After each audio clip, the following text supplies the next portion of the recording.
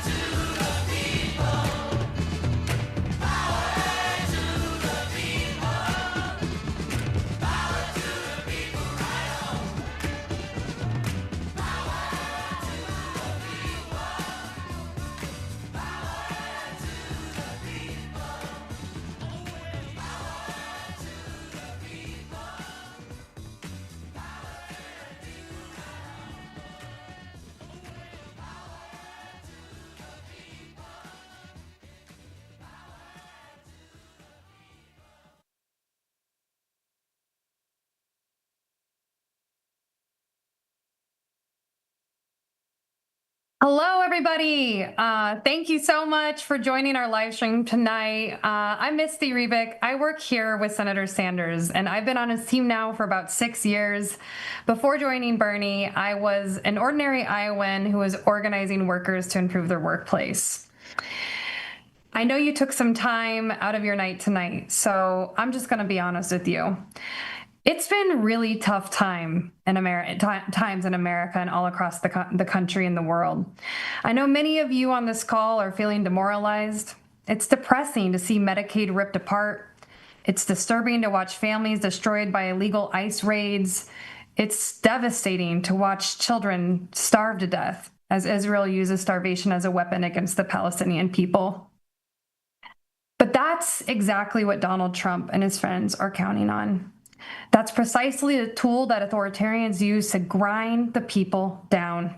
They want us to feel hopelessness, useless, helpless. They want us to cede our power. But now is not the time to crawl under the covers. It's not the time to hide. And that is precisely why we're here organizing tonight. The strongest fight we can wage against authoritarianism in this country is with a revitalized working class movement. And we've already made a lot of progress in that direction. You on this call have been a part of that. But let me give you some context on where we're at right now. Since Senator Sanders launched his Fighting Oligarchy tour, over 250,000 people have come out in 18 stops across the country. That's 250,000 people. That's a lot of people. Many of these people are new to political events. They've never been to a political event, and they may have never voted or even voted for Bernie Sanders. More than 8 million people tuned in to watch those rallies, and over 60% of the people who signed up to attend them were new to our list, meaning they have never been involved with our campaign before. And 30% of them were not Democrats. So, Americans are not asleep. They're hungry for change, and they want to fight back. And as you've heard Senator Sanders say, attending a rally is not enough, though it's a good thing to do. We have to organize people. And you are answering that call tonight. Over the past several months, we have organized thousands of people to attend rallies, canvasses, office visits, town halls, and swing districts across the country. We've recruited more than 7,000 people to run for office. Over half of those are running as independents. So why are people showing up when there's so much that we could feel despair by? Americans are angry.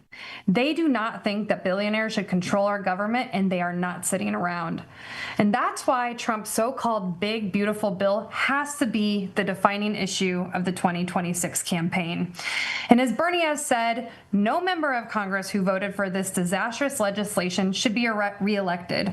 And if we want to hold them accountable, we will have to do more than post on social media, more than lament to our friends, and even more than show up at a rally, though all of that is a great start. The senator planned to be here tonight. Unfortunately, as it goes in Washington, votes were literally just called in the Senate. That's why we were a little late to start the live stream. But he asked us to continue this training because it's so important to him. And he asked me to share some of what he was going to say. And most of that's about what does this bill do and why is it important that we organize around it? This bill slashes Medicaid and the Affordable Care Act, kicking over 15 million people off of their health care, including millions of children. Studies show that 50,000 Americans will die unnecessarily each and every year because they can no longer access the medical care they need. This legislation makes devastating cuts to public education, nutrition assistance, and regulations that protect us from polluters and corporate crooks. And why? So they can give nearly $1 trillion in tax breaks to the top 1%, paid for by slashing programs that working people rely on to survive. If you're rich and powerful, you get massive tax breaks. If you're working class, you get nothing. But as I said, it's really not a time for despair. The future of progressive politics will not be determined by establishment leadership. It will be decided by the working class of this country, people on this call. We have the power to create a government that works for all of us and not just the billionaires.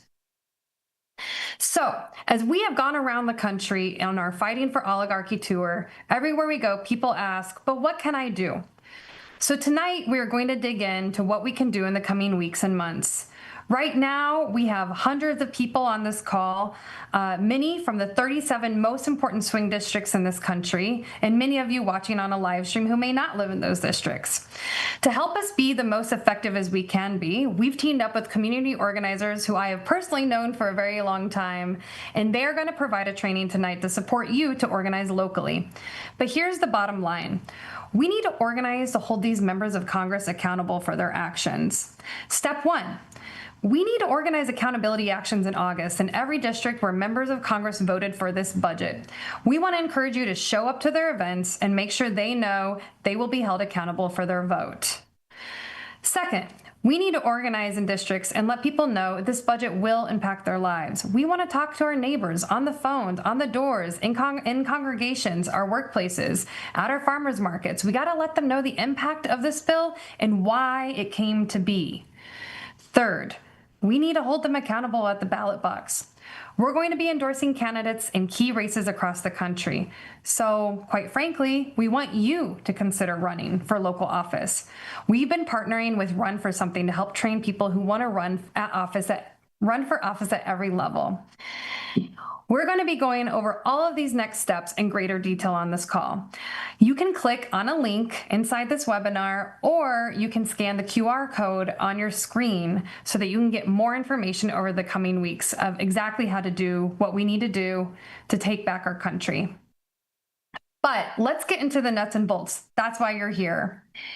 So I am so excited to introduce somebody who I have known for a very, very long time. I cut my teeth in organizing back in 2010, 15 years ago, long before I could ever imagine I'd be living in Washington, D.C., and I was organizing workers in Iowa. And I met George Gale, who was then the director of National People's Action.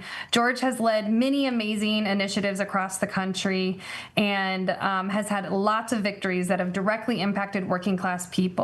But as importantly, George has a very deep, important personal story about how he got into organizing, which I think many of us can relate with. He sort of looked around one day and was kind of sick of being a victim and decided he wanted to take control back into his own hands and be a part of change. George, since then, has been organizing all across this country to make change happen, and he's here tonight to share with you how you can get involved in the work that we're doing. So welcome to the stream, George. Hey, thank you, Misty. So good to see you.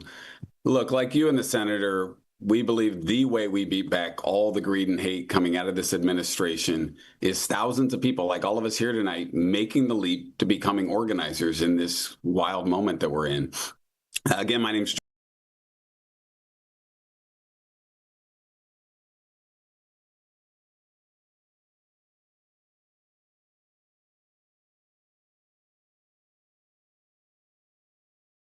happened. And fast forward 3 years later, I was one of the cooks at the kitchen. And as we served the last person in line that night, I looked out in the dining hall and it hit me. Like pretty much everybody that was in line the first day I arrived was still there, and lots of new people too. So yeah, we could claim nobody had starved on our watch, but the underlying reasons that people needed a soup kitchen in the first place, they remained. And I decided right then I wanted to get at the root of why so many people were struggling. And a few of us at the kitchen who felt the same way, we decided to try and organize. But then we struggled because we just didn't know how to do it. And then a longtime community organizer rolled through town, and he taught us the basics of community organizing, a handful of steps and ideas that were really simple, but also truly game-changing. And soon we were off and running. Our group was growing by leaps and bounds. We started winning on the issues people cared about, and we had all kinds of forward momentum. And that was 30 years ago. I've been organizing ever since. And I'm here tonight because we agree with Senator Sanders that now is the time for organizing. And we believe that all of us can become organizers. So one of the most important organizing ideas is really the difference between activism and organizing. So look, activism is a good thing. We need more people who are active in the fight. But we shouldn't mistake activism with organizing. An activist is an individual, one person who is active in the fight, maybe even leads in it. Organizers do something altogether different. An organizer is constantly recruiting new people in, pulls them into groups that are making decisions to move to action, and this then spreads the work of that group and the preparation of that action around to more and more people, constantly growing. In our culture, we're not taught to organize. In fact, you could argue we're often taught to do the opposite. Most of us are taught to go it alone, not to come together, to try and fit in, not to rock the boat, to stay in our place, not to act powerfully. All of this so things continue to get better for one group of people at the expense of another. We've got a choice. All of us in this call can be active in the fight to stop the oligarchs, and that would be good. Or we can push ourselves and become organizers who bring more and more people into that fight. If 10,000 people made the jump to acting like an organizer, we can beat back the attacks on working people, on our democracy, on the environment, and so much more. But more of us have to make that leap. Recently, a group of people did just that. On May 20th, 2,300 people got on a call like this, hosted by the senator. And that night, people were called on to form local groups to organize town hall meetings for the June congressional recess, which was 3 weeks away. The next day, groups of 5 to 10 people per congressional district had their first meeting as a group. And as far as I know, in every case, nobody knew each other. And still, even though these groups were new and had never done anything like this, they decided on the spot to go for it and organize town hall meetings. They had to find a location, they had to develop an agenda, recruit speakers, do turnout, media work, and be on top of lots of details, and people did it anyway. And these were not your average town halls. I think we're going to put some photos up here. They were packed. They were high energy. There was rarely an empty seat in the house. And they ranged from us in a small town, 77 people, all the way to 220 people, all with volunteer organizers. Just look at some of these photos. As you can see, the rooms were packed. Fast forward, June 11th, we held another call like this, again hosted by the senator, and asked people to do actions at the offices of senators who we thought could be a swing vote on the budget. This was an even tougher lift, as these actions needed to happen 8 days later. Still, people like all of us on this call tonight rose to the occasion. People met for the first time as groups in their state the next day. And again, with total strangers, they said, yes, we can do this. We have to do this. We are doing this. And 8 days later, there were actions at Senate offices. So think about it. Imagine if more people decided to do the same. What if we had 2, 3, 4, 5 times as many new groups coming together and taking action like I just described? We think that can happen if more of us make that leap from frustrated citizen to active citizen to actually all the way to becoming an organizer. And to help make that happen, as Misty referenced, we're going to provide a set of trainings, some tonight, but some that get even deeper for anyone that wants to make this leap. So to sign up, click on the link that you'll see here for the trainings, and you'll learn how to form a new group, how to do effective turnout, and how to organize events to hold your members of Congress accountable. There will be trainings on each of the next 2 Thursdays, August 7th and August 14th, and they'll be at the same time as our meeting tonight, 8 Eastern, 7 Central, and so on. But now I want to hand it over to Katie Henderson. And Katie helped organize an amazing town hall in Pennsylvania's 1st Congressional District. She did it with a group of neighbors that really had pretty diverse political backgrounds, and they were able to flip their congressman's vote in just a few weeks. Welcome, Katie. Excited to hear what you got to say. Thank you so much. It's great to be here, and thanks for everybody for joining the call, and thanks for all the resources that you're providing to people like me. You know, I was one of those people that you just mentioned. I never did anything like this before. I never organized. I didn't even know that I wanted to help organize a town hall until somebody asked me to. So just think of the power of talking with people, talking with your community members, talking with your families, and trying to get through to them to explain these things that, you know, they might not be paying attention to. They might not be learning about like some of us are. That's the whole point of what we're trying to do here. And our town hall that we had in Doylestown, we got a bunch of people together, community members, we tried to have our representative come, but he wasn't able to make it.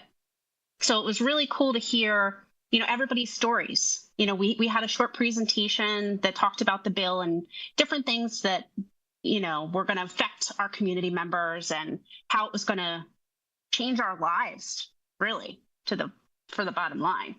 And people got up and they talked about their experiences. Just, George, kind of like your story. How is this going to affect me? What have I heard from my neighbors? It's one of those things that it doesn't take the place of, being out in your community, like being on a call like this, like go out and meet people, go out and talk to people. We don't know what our neighbors are experiencing until we talk to them. So that was the biggest part that I found from our town hall, is to really provide each other a platform and a way to express ourselves and talk about things that we all were experiencing, but we might not know that other people were experiencing. So it's a really nice way to not feel alone and to, move forward and try and help everybody understand what we're trying to do here. And like, was said earlier, our group was actually made up of both Democrats and Republicans.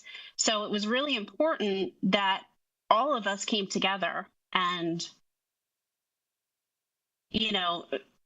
worked together so well. It was incredible for not knowing any of these people. There were 8 of us.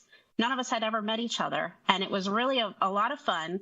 And we were able to reach across the aisle. We just hope that our people up in Congress and the Senate could do the same thing. So that's all we can try to do, is come together. And hopefully people on this call can do the same thing and, do the same thing I did. Dip your toe in the water and see what you can find out and see how you can change the world. That's all. Amazing work, Katie. Thank you so much for everything that you've done. My name is Adam Krugel. I'm a community organizer. I've been an organizer for the last 30 years of my life. And I do believe, as George and Misty shared, that this is the most important time in my lifetime and perhaps in all of human history to be doing this work. Misty talked about this earlier, but we all know someone in our lives who's struggled to get the health care they need to live with dignity. Last month, we lost my father. He was 83 years old. And for years, I watched my dad defer the treatment that he desperately needed because he was terrified about medical debt. And he didn't want to be a burden to our family, even though he had Medicare. This past April, my father had a heart attack in church on Palm Sunday, and he wouldn't go to the emergency room because he was so terrified of being saddled with debt. And we lost him just a few weeks later. It's unacceptable that millions of Americans are going to suffer because of the greed and indifference of this administration and the members of Congress whose only interest is really serving the billionaire class. And we have a plan, and we're going to lay out a plan right now. We want to talk about the core elements of a strategy to hold each of them accountable. And to kick this off, I want to introduce Jeremy Slevin, who's done an amazing job and who's from the Friends of Bernie Sanders. Go ahead, Jeremy. Thanks, Adam. It was incredibly moving and touching. As Adam said, my name is Jeremy Slevin. I work for the senator here in DC, and I work on our candidate recruitment and electoral work. So I'm going to go through some of the ways you can get involved electorally. So our goal, as the senator has said, is to vote every member of Congress who voted for this bill out of office. And so that starts with these accountability events, that starts with canvassing, which we're going to go into after. But it also includes finding candidates who are willing to challenge these members of Congress. So there are a bunch of great candidates who the senator has already endorsed. Some of those you might know, Zoran Mamdani in New York City recently won his primary endorsement and candidate the senator was very proud of, as well as Adelita Grijalva in Arizona, who faced down thousands of dollars in corporate cash and won. And what we're seeing is that people want authentic candidates who represent the needs of the working class and have a vision for where we want the country to go, aren't just, anti-Trump, but actually have a vision of how to lift up the working class. So there are a couple other candidates that the senator has endorsed who have elections coming up this current cycle.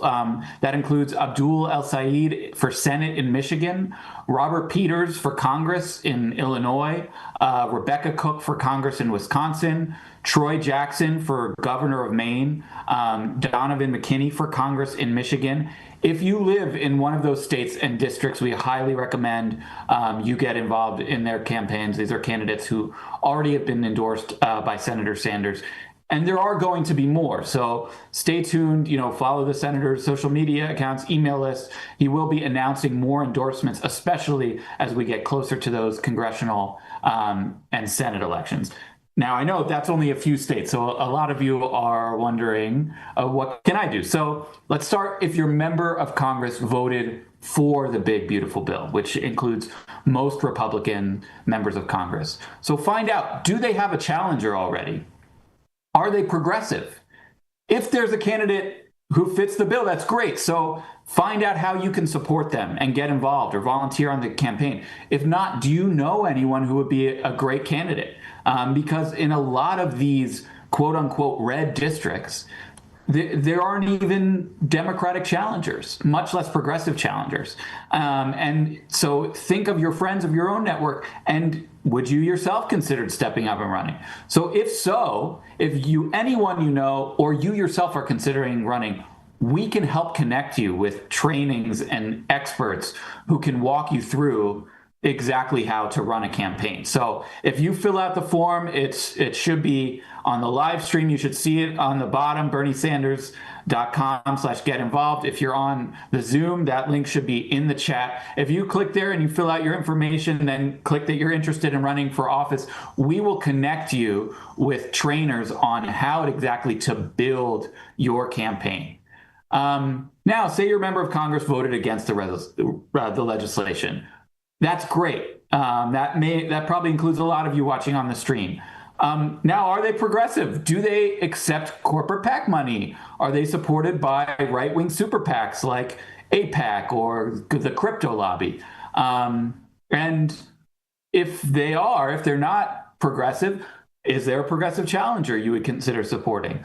Or again, would you consider yourself running? So, just because you don't live in a progressive district or in a Republican district doesn't mean you don't have an opportunity to get involved. And lastly, let's say you live in a district that is represented by a progressive champion and you have a really great member of Congress.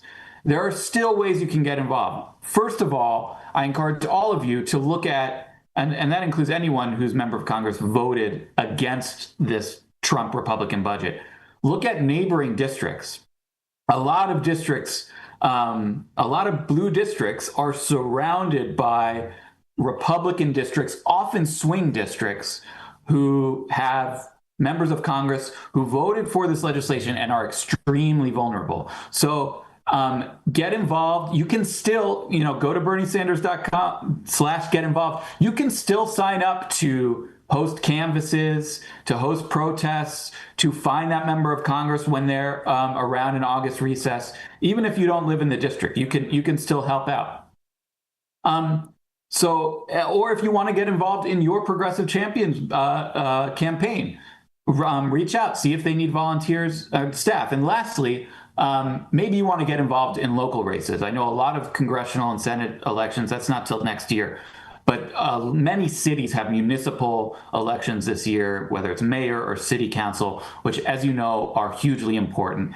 And the senator strongly believes that we need to contest every race at every level. And, we've recruited candidates through our candidate recruitment program. We have, I believe Misty mentioned, over 7,000 candidates who have now signed up to run. Many of those are at the local level. So if you are interested in running, that doesn't have to be Congress.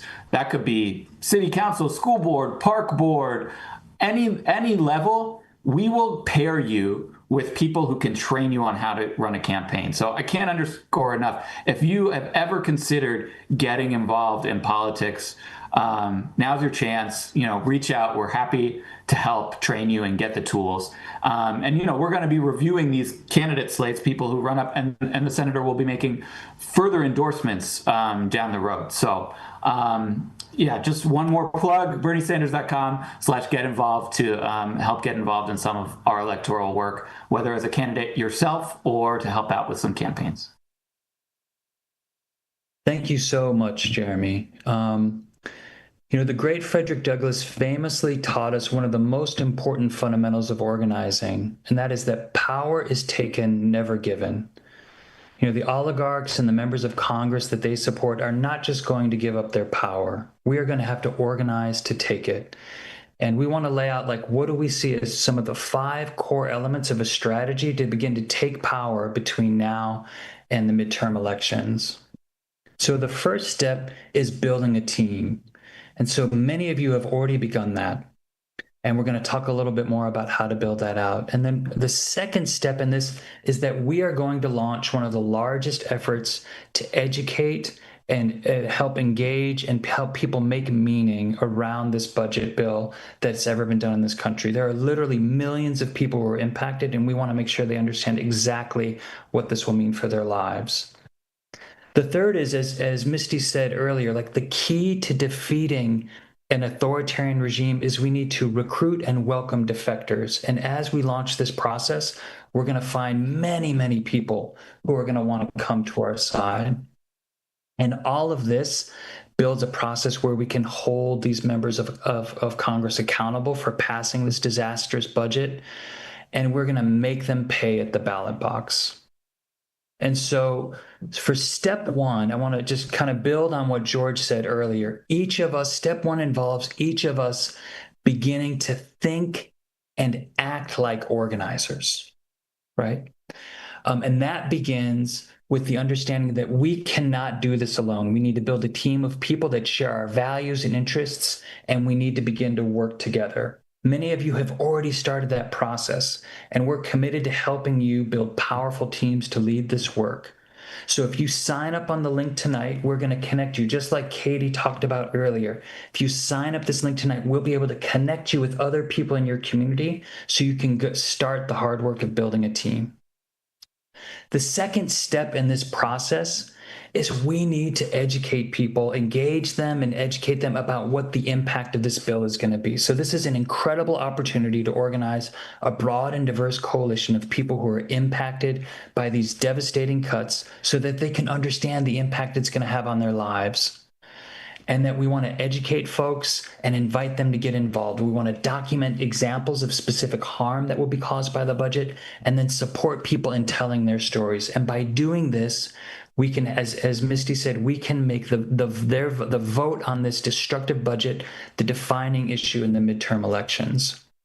And we have to understand that the Trump administration and Congress are going to do everything they can to confuse people. Look at this timeline around the implementation of this bill. So they voted on this budget earlier this month. And then we have midterm elections next November. And then they begin implementing the worst cuts, right? The most painful cuts. We need to let people know now what is coming, right? This is a deliberate attempt. They know that they're vulnerable because of these horrible cuts, and that's why they've delayed implementation. And so we have an opportunity to educate hundreds of thousands of people, millions of people in these swing districts about the impact of this budget vote. And so we're going to be building tools and training to support you in running the massive public outreach and education campaign. You'll have lists of people that will be impacted by these policies, and the tools to text or call or knock on their doors, to have a conversation, in our communities, in our congregations, at our workplaces. And if you click on the link in the chat, we're going to have that first training, as George said, will be on Thursday, August 14th. The other thing that we have to remember is that this administration is going to do, and our members of Congress, they're going to do everything possible to pit us against each other. We have to always remind people that we have found the enemy and it's not each other. In the coming months, we're going to help you research and follow the money so that you can expose the oligarchs that are supporting these policies. We're losing our healthcare or struggling to put food on the table, not because of undocumented immigrants, but because of the oligarchs who are profiting from all of our suffering. And then the third step is we need to be willing and prepared to welcome defectors. As Katie shared, in many of the town halls that we organized last month, there were registered Republicans that participated who were vehemently opposed to this budget. And throughout history, the key to defeating authoritarian regimes is recruiting and welcoming defectors. And as we organize and share our stories about the impacts of this bill, we are going to have real opportunities to bring people to our side.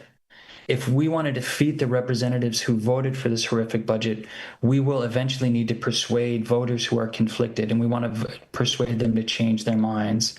And in the coming months, we'll be sharing tools and trainings for how to do that. All of this leads us to holding them accountable. It's a core part of the strategy. And in the next month, we want to focus on accountability actions. And we want to make August a hell month for everyone that voted for this disastrous bill. We need to continue to draw a clear link so everyone in our communities and in these districts knows that their representative voted to rob millions of Americans of their health care and take food away from struggling children and families. And they did this while giving oligarchs the largest transfer of wealth in American history. Now I want to introduce Alejandro Alvarez and Paul Huntley from the Sierra Foothills in Northern California, who are going to share an inspiring story of an accountability action they organized earlier this month, right after the budget passed. Alejandro? Yeah, thank you, Adam. So right after that vote happened, I was thinking to myself, we need to do something fast to hold my representative accountable. And in particular, I was dissatisfied with making more phone calls or trying to get him to show up in a room to talk to his own voters. So I thought to myself, if he's not going to show up and speak to his own voters like myself, maybe his donors will talk to him about this bad budget bill. So I went to opensecrets.org, which is a website that publishes federal campaign data for all federal candidates. And I specifically went in there to look at who was donating to my representative. And it was a great start to just learn about my representative's bases of support in my district. And specifically, I identified and saw that one of his big donors historically and one of his big supporters was a healthcare provider in our own district. So I went to Paul, one of my compatriots here in California District 3, and I specifically went to him and I said, we need to highlight the hypocrisy of this, that they continue to support Kevin Kiley and their medical providers. And then on top of that, how, the person that they helped get into office is going to cause a huge amount of harm for our own community, and is going to decrease healthcare access overall for our whole district. So Paul and I started planning our own action. I'll hand it off to Paul. Thanks, Alex. We had to scramble over a long weekend to pull it all together, but still, we got 150 good folks to come out. People were angry. Many seemed personally offended at the callous disregard for the welfare of our kids and furious with the family business donations. We gathered out front of their offices. Using a bullhorn, we started the rally with a sharp missive to set out the donors' contributions, the policy choices of their representative, and how the donor will forever be tagged with the effects of the big bad budget cuts. The signs were really creative, and it was a thing of beauty.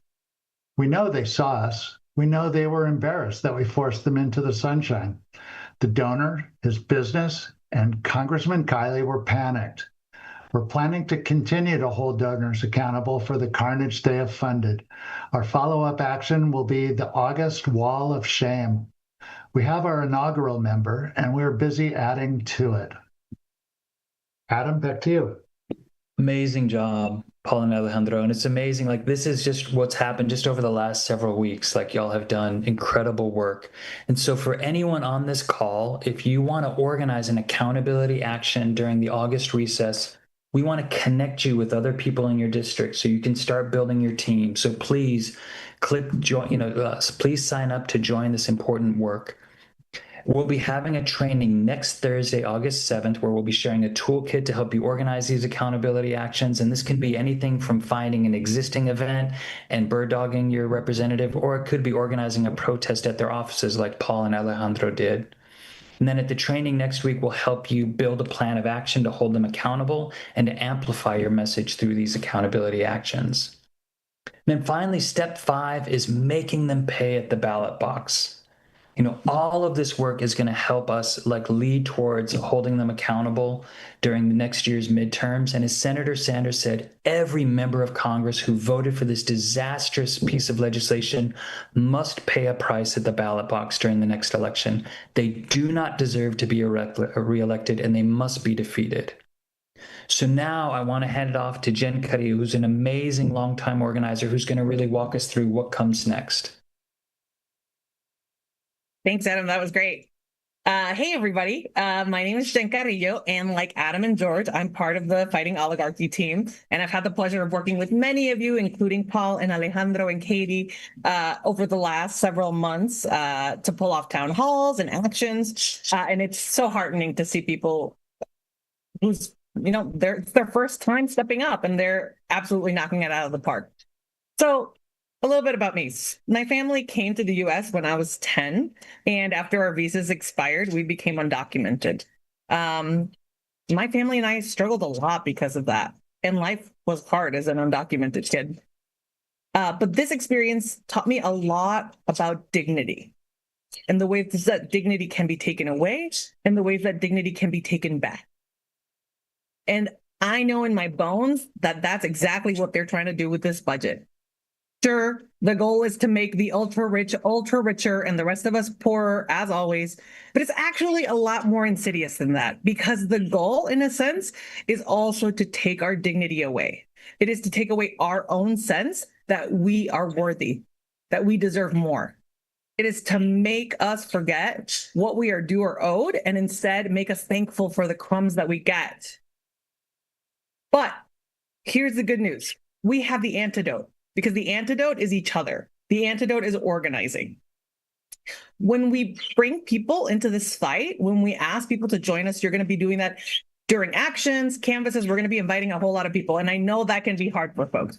Asking people to do things is hard. But remember that when we bring people into this fight, we are inviting them to act with us and to regain their dignity through those actions. Maybe many of them don't even realize that their dignity is getting chipped away at, but they will know it when they find it, just as I did when I discovered organizing. Acting together in this way is our way of reminding each other that we are worthy, that you are worthy of care, that you are worthy of being able to put food on the table, that you are worthy of feeling safe in this country that you have helped build. And if we do this, if we take the call up to organize, not only are we going to help each other survive through this, we're actually going to flip the script and create real consequences for the people in power. So just as an example, in Colorado's 8th district, Representative Gabe Evans won by 2,400-ish votes. This year, that same representative voted yes on this disastrous budget. How many people do you think will lose health care in his district because of this yes vote? At least 19,000. How many people do you think are at risk of having their food benefits cut because of his yes vote? At least 24,000.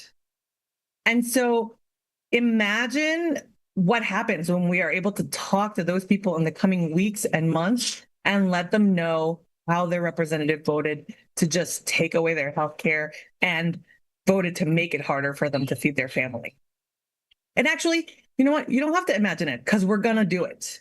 So I hope everybody who is listening is down. As folks have said, there should be a link in the chat. And If not, the link is berniesanders.com/get involved. And what's the very next thing that we are asking you to take action on is training. Oh.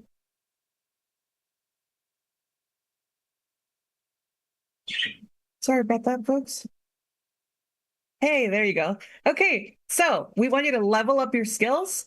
You're going to do that by coming and getting trained with us. So holding elected officials accountable. As Adam said, that's bird dogging. That's kind of finding out some of this donor information, all that good stuff. We're going to be going over that. That's going to be Thursday, August 7th at 8 p.m. The way you sign up is through that link. It's all going through that same link. We made it super easy for you.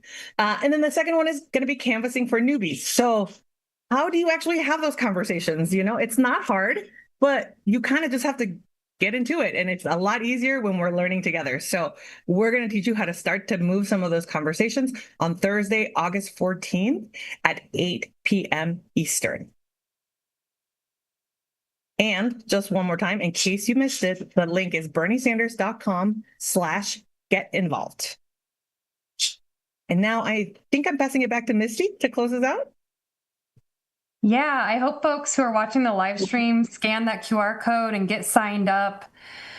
You have heard from so many amazing voices tonight, and I just want to emphasize something. These are regular, ordinary, everyday people. We heard from Katie, Paul, Alejandro, and even Jen and George and Adam sharing very personal stories about what got them involved in organizing. You know, I just came back from a conference in Iowa of 250 rural family farmers, people from all over the state. Iowa is denoted as a red state now. And even there, people who came up to me and told me they were independents or Republicans, they're fed up. And they're not going to just sit back. And they're coming together with their neighbors, not only to find hope, but to be part of something bigger than themselves. And I think that is what brings us all back to organizing for those of us who've done it before. You heard the amazing energy from our volunteers who joined in and got involved in their own districts because of a training very similar to this one that we held a while ago. And so now is your chance to join this team of people that we are growing. We don't need hundreds of people. We don't need thousands of people. If we're talking about real change, we need to get to a larger scale than that. We need to get to tens and thousands of people, millions of people. But it starts with groups of 8. It starts with groups of 10. It starts with you. So I just want to thank you for tuning in tonight. I want to encourage you to sign up at berniesanders.com/get involved. We're going to continue to organize all across this country. Bernie Sanders, my boss, gave us that mandate at the beginning of this year when we, when he left that. When Trump gave his inauguration speech, he came back, he was fired up, he saw firsthand oligarchs surrounding the president of the United States who are all going to go into our government and take complete control. We cannot stand by. It's not the time to be idle. It is the time to raise your hand, and it's you. It's you. If you're watching this, it's you who we need to get involved. So I just want to thank you again. I want to thank our community organizers and our volunteers who took time out tonight to be on this call. Please join us in this fight against oligarchy. We can do it. You can do it, and we are going to win. Thank you very much. Have a good night.